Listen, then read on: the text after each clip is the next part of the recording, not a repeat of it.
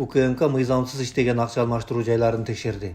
Улуттук коопсуздук мамлекеттик комитети мыйзамсыз акча алмаштыруу жайларына массалык түрдө тинтүү жүргүздү. Кыргызстан Өзбекстан чек арасындагы достук өткөрүү пунктунун жанында иштеп жаткан 116 акча алмаштыруучу жайдын 84-үнүн лицензиясы жок болгон. Аларга мурда айып пул салынган, бирок ишин уланта беришкен. 26 октябрда коопсуздук кызматкерлери тинтүү жүргүзүп, акча алмаштыруу жайларын жаап, төмөнкү суммада каражаттарды алышкан. 66,5 миллион сом, 941,4 миң доллар, 3 миллиард 635 миллион сом, 3,5 миллион тенге, 66,7 миллион рубль, 170 сомони, 29,9 миң түрк лирасы, 23,4 миң евро, 53,9 миң юан.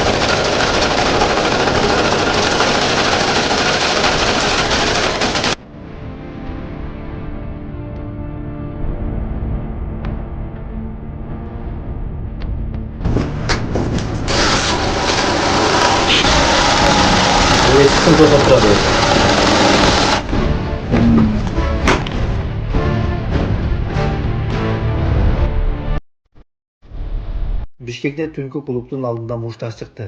Бишкекте түнкү клубдун сыртында 2-2ден мушташкан жарандардын тасмасы тарады. Окуя бүгүн эртең менен болгон. Милиция жаңжалдын бардык катышуучуларын кармады жана жагдайлар иликтенүүдө.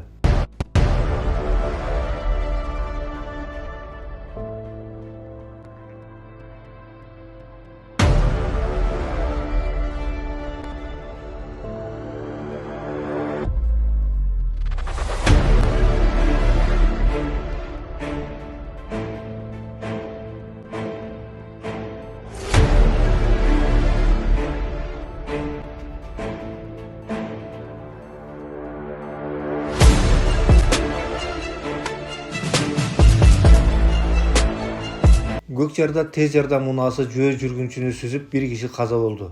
30 октябрда саат 19 чамасында Көкжар айылында тез жардам унаасы жол кырсыгына кабылган. Бул тууралуу Бишкек шаардык ички иштер башкы башкармалыгынын басма сөз кызматы билдирди. Алдын ала маалыматтарга караганда 1989 жылы туулган айдоочу Liberty Med жоопкерчилиги чектелген компаниясына таандык Daimler-Benz 313 үлгүсүндөгү унааны айдап бара жатып 7 апрель көчөсүндөгү 47 имараттын каршысында жөө жүргүнчүлөр өтүүчү жолдон 1957 жылы туулган эркек кишини сүзүп кеткен. Жабырлануучу реанимацияга жеткирилген. Дарыгерлер баш мээнин оор жаракатын жана мээнин чайкалышын аныкташкан. Медициналык аракеттерге карабастан адам эсине келбей каза болгон.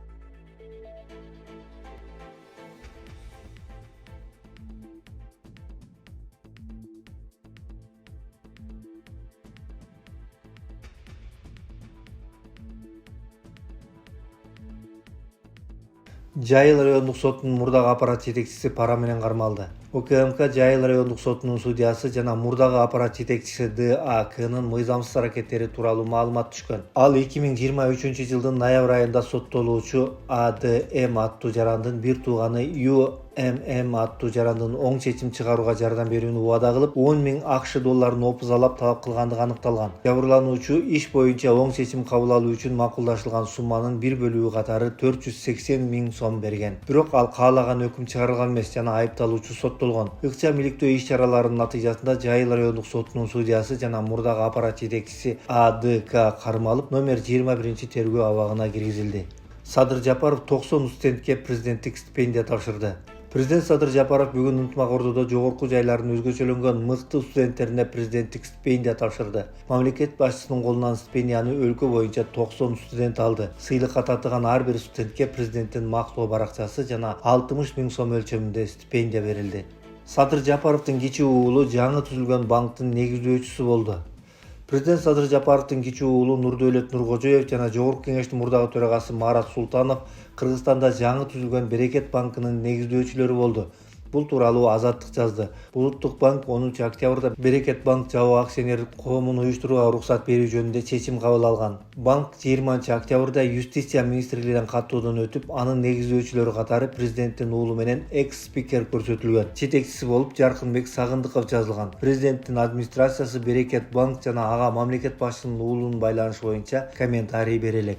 Ташиев Манас шаарынын объектилеринин биринде иштегендердин айлыгын көтөрүүнү буйруду. Камчыбек Ташиев Манас шаарындагы саркынды сууларды тазалоочу жайлардын кызматкерлеринин эмгек акысын көтөрүүнү тапшырды. Бул тууралуу ал 30 октябрда мекеменин оңдоп түзөөдөн кийинки ачылышында билдирди. Компаниянын кызматкерлери менен баарлашуу учурунда Ташиев канча айлык аларын сурады. Аялдар 17 000 сомдон 31 000 сомго чейинки сумманы келтиришти. Мына элдердин зарплатасын көтөрүшүң керек. Сенде адамдар сиз 17 000 алам деп атасызбы?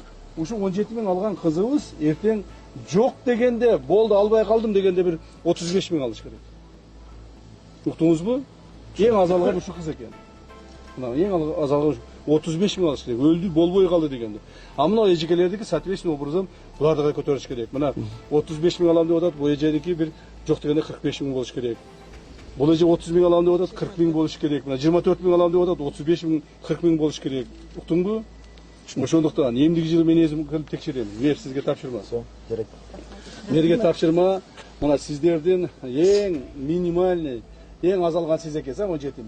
17 000 алган кызыбыз кийинки жылы албай калды, өтө аз алды дегенде 30 000, ата бир 35 000 акча алыш керек. Уктуңарбы? Бүгүндөн баштап расчетуңду чыгар. Отур, иште, башты иштеткиле. Башты иштеткиле, аракетти кылгыла.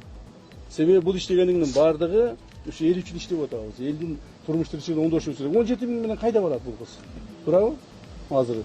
Ошон үчүн зарплата Бишкекте 3 ноябрдан тарта жылуулук бериле баштайт. 3 ноябрдан тарта Бишкек жылуулук электр борбору Бишкек жылуулук ишканасына жылуулук берүү үчүн жабдууларды ишке киргизе башташат. Бардык системалар сыноодон өтүп ишке киргизүүгө даяр. Үйлөргө жана мекемелерге жылуулук туташтыруу этап менен жүргүзүлөт. Алгаш жылуулук мектептерге, бала бакчаларга, ооруканаларга жана башка социалдык мекемелерге, андан кийин турак жайларга жана жеке секторлорго берилет. Чукул билдирүү: абанын температурасы төмөндөйт. Буга утурлай эле Кыргызгидромет өлкөдө аба ырайы кескин сууктай турганын билдирди.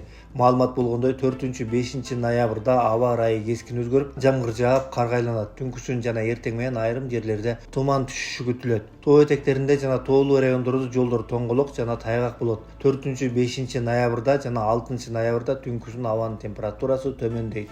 Украин дрондору Орусиянын Орел шаарындагы жээптин жана Владимирдеги станцияны бутага алды. Түнкүсүн украиналык дрондор Россиянын Орел шаарындагы жээпке сокку уруудан улам 3 район жылуулук жана ысык суусуз калды. Облустун губернатору Андрей Клычков маалымдагандай, жабдуулар жабыркап, жумушчулар ыкчам оңдоо иштерин жүргүзүүдө. Ал калкты тынчтыкты сактоого чакырды. Астра басылмасынын маалыматына караганда, коопсуздук камералары 2 жарылуу каттаган. Бул согуш башталгандан бери Орел жебине тийген биринчи ирет сокку болуп саналат. Ошол эле түнү Владимир облусундагы Владимирская электростанциясына дагы дрондор соккурган. Аймак башчысы Александр Авдеев объектте катуу өрт чыкканын, бирок азыр бардык системалар калыбына келтирилгенин билдирди. АКШда качкындарды кабыл алуу чегин 125 000ден 7,5 миңге чейин кыскартты.